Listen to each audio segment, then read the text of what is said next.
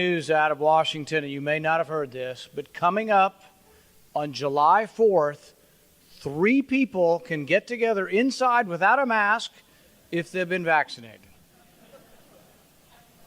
Do you think we should send President Biden a picture of our lunch today?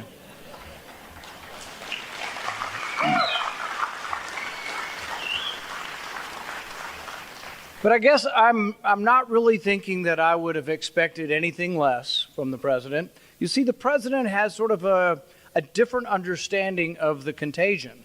Apparently, Dr. Fauci has told him, you can catch this thing through the webcam. So you've seen when President Biden does a web interview, a Zoom call, he carefully puts his mask on. So I'm just saying, I mean, you could catch it anywhere, maybe even on your webcam. I don't know. But I don't mean to make light of this completely. I've had 2 friends who have died. I had a staff member who almost died. But the thing is we ought to tell people the honest to God's truth, shouldn't we? Shouldn't we just be honest with people? This is a very deadly disease for older folks and not so much for younger folks. It's also a pretty deadly, significant disease for those who are overweight. So instead of them telling us all this stuff and saying everybody's the same, be honest with us. I think people get it. I think the people are way smarter than their government. Have you noticed the statistics? 85% of those over 65 have gotten the vaccine. I think they get it. But when you try to tell a 19-year-old they need it as much as an 85-year-old, the 19-year-old goes, well, the death rate's about 1 in a million for me. It's less deadly than the seasonal flu. Why don't you be honest with me? Tell me what the risks are of the vaccine versus the disease for me, and let's be honest. They're very tiny for both, for young people. So the thing is if we're honest with people, we might have a better chance. The governor's come out with another edict. He says he's going to give you permission to do something, to have some of your freedom back when 2.5 million people are vaccinated. There's no science behind this. In fact, it's illegal and unconstitutional for him to say this. The legislature already told him he no longer has the power. The legislature came back in January and in a unified, overwhelming fashion said to the governor, guess what? Emergencies have a time limit to them. And when the time expires, the legislature has to have some input. This is the most common sense thing I can imagine. It's one of the most necessary things. It is what keeps the governor from being an autocrat. And I don't say that and use that term loosely. Without checks and balances, if people in government think they can do whatever they want without consulting the legislative branch, we would have tyranny. This is just amazing that he could think this. So what did the governor do? They came back in session, limited his emergency powers, the powers they had granted to him in the 1990s. They amended their own legislation. And so what did the governor do? He sued them. The governor's suing the state legislature, and here's his argument. He found a liberal judge in Frankfurt to uphold him initially. It's going to go before the Supreme Court. But his argument is this: I am the governor of Kentucky, and I have inherent powers. These are granted to me by, I guess, the Almighty, and I can do whatever I want, no matter what the legislature says. I have inherent powers during the time of a public health crisis. Can you imagine? Who would have ever guessed that someone could tell you how many people would be in your restaurant and your hotel, whether you could open your hair salon, whether you could open a bowling alley, whether you could open a doctor's office, whether you could travel, whether you could go to church, whether you could go to a church school. And the thing is, some advice is good. Some of the advice I even agree with. If you were asking me in March of last year, should you go to church if you're 85 years old and sit in an enclosed area for 2 hours? My personal advice would have been no. But I would have never mandated that you couldn't go to church. See, in a free society, each individual assesses their risk and makes their decisions. You take a risk every day. You're going to take a risk getting in your car. Should we have a governor on your car that says your car can't go more than 25 miles an hour? Cars kill way more people than this. The influenza every year kills more people among those under 25 than this disease does. Should we have mandates on people every year for the influenza? The question is, are we going to be a free society or not? This question is going before the court. This will be the most important case before the Kentucky Supreme Court in my lifetime. It's going to happen in June. I'm worried, frankly, and I'd be interested to see what the legislators say about this. I'm very worried The court has shown a propensity to give the governor carte blanche power during this. But the thing is they've amended their own statute. Are we going to say that the state legislature cannot amend one of their statutes to limit the governor's powers? Imagine how this could even get worse over time. The federal courts have rebuked him. They rebuked him on schools, they rebuked him on travel, they rebuked him on church attendance. They were sending the police to church. What world do we live in where the police are recording your license plates at church? What kind of world is that? Now, there's one other thing, and I don't think they addressed it this time, but I hope they will. I think we're at a big disadvantage on the checks and balances in our state in that they cannot call themselves back into session. The problem is, from March until January, he basically was king. Even if the legislature wanted to stop him, and they did, wanted to regulate his power, wanted to limit his power, they couldn't call themselves back in session.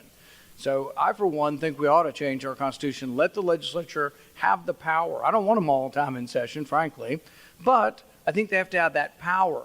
Otherwise, we'll have long periods of time where the governor just does what he wants. And look, I'm a Republican, but if this were a Republican governor, I'd be saying the same thing. We've had Republican governors that have acted this way as well.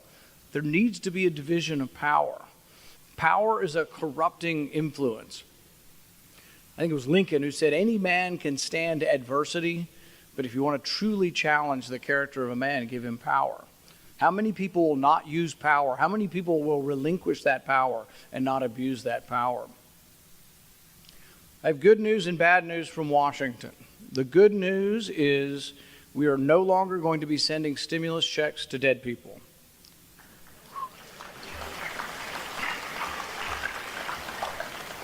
You may recall we sent 1.1 million checks to dead people last year, over $1 billion. It wasn't a small error, 1 million checks.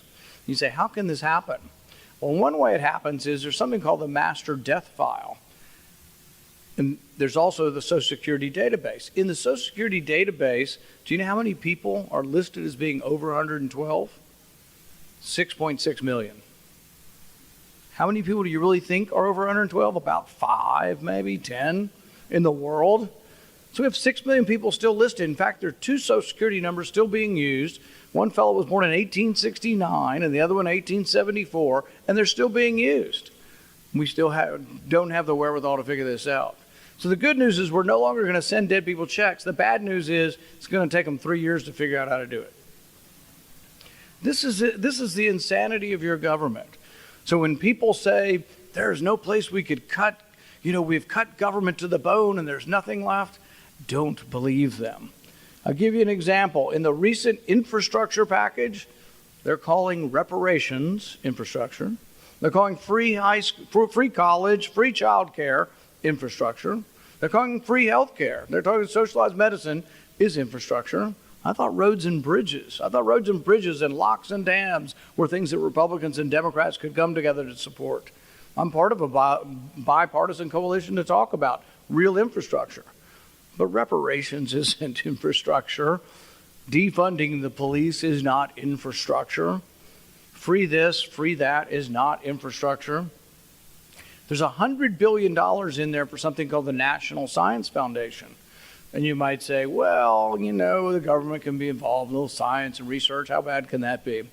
Well, in 1972, William Proxmire, who was a conservative Democrat, came out with what was called the Golden Fleece Award. The first one he gave was for a study from the National Science Foundation, $50,000 to study what makes people happy. Fast forward 50, 60 years, we get to the present. The National Science Foundation last year had a $500,000 project to see if you take a selfie of yourself smiling, whether or not that will make you happy if you look at it later in the day. So this is the kind of craziness. Autism. You say, well, I have a child or a granddaughter with autism. Maybe government could study autism. Well, one of the autism grants, which was given ostensibly to study autism, was subcontracted and given to some scientific researcher who wanted to study what Neil Armstrong said when he stepped foot on the moon. Did he say one small step for man, or did he say one small step for a man? I'm not kidding you. The researchers got $700,000 and they listened to the tape over and over and over again, and they still couldn't decide. $700,000. There's money like this throughout government, but the recent infrastructure bill that you think will be about roads and bridges is adding $100 billion to the National Science Foundation, one of the most wasteful areas of government. I have a simple bill to try to fix it. They won't accept the amendment. I've tried a couple times. My bill says that if you want research money, we should comprise the committee of people you don't know and have never had interactions with. And if you're doing crazy behavioral science, alleged science, like studying whether or not Japanese quail are more sexually promiscuous on cocaine, I think we could poll the audience. But if that's what you're going to study, the people approving your study should not be other people who study animals on cocaine, because they're idiots also, and they're going to approve your project. So what I would do is I would have a committee comprised of people of the big sciences, heart disease, Alzheimer's, diabetes, cancer, things we could probably all agree are major problems. And I would say, should we study the Japanese quail on cocaine or heart disease? I think we might figure things out. I would also put a taxpayer advocate on the committee just to have some dose of common sense. But they won't have any of this. They'll say, you just don't understand, sir. This is science. You just can't understand the science. And they're doing basic research. Well, no, this has been going on since 1970. And they're talking about doubling. It gets $8 billion a year. They're talking about adding another $10 billion to it. This is the kind of insanity we live with. We borrow more than $2 million a minute. In the last 2 years, we borrowed $7 to $8 trillion. It is out of control. And you say, well, aren't there some good things government could do? Well, I'll give you one thing government could do. You know what Andy Beshear could do if he actually cared or wanted to help people in Kentucky? Why don't he let all your family doctors have the vaccine to dispense to their patients? Some people are hesitant to get it for one reason or another, but they've been to a family doctor for 20 years. Who do you think might have the best influence with them? Their family doctor. You can't get the vaccine through your family doctor. The clinic in Bowling Green's been trying to get it for a year. They've written letter after letter to the governor, and they can't get it. It's a clinic of over 100 doctors. I'm guessing they would convince some people that it was in their best interest to take the vaccine, and yet they can't get it. So really, when they say we're going to obey the science, they should tell us what the science is. The thing is, the burden's on the government. If they're going to tell you to sit 6 feet apart, they should show you the science. Well, it turns out MIT looked at the 6-foot rule and apparently probably has no basis in science at all. In fact, it's probably based on your amount of time, how big the exposure is, and, you know, at one point in time when no one was vaccinated, how many people could possibly have it. But there is some science, but none of the things they told you were accurate about the science. On the masks, we could ask the doctor, but I think this is the same rule as it is in Bowling Green. If you go in a room with somebody with COVID, you wear an N95 mask. You don't wear a piece of your cut up undershirt. The cloth masks don't work. When you blow virus-sized particles through a cloth mask, 97% of them go through. The N95 mask works, so we shouldn't lie to people. So Fauci's first lie was masks don't work at all. And that was a lie. He told you that because it's what Plato called a noble lie. He told you masks don't work.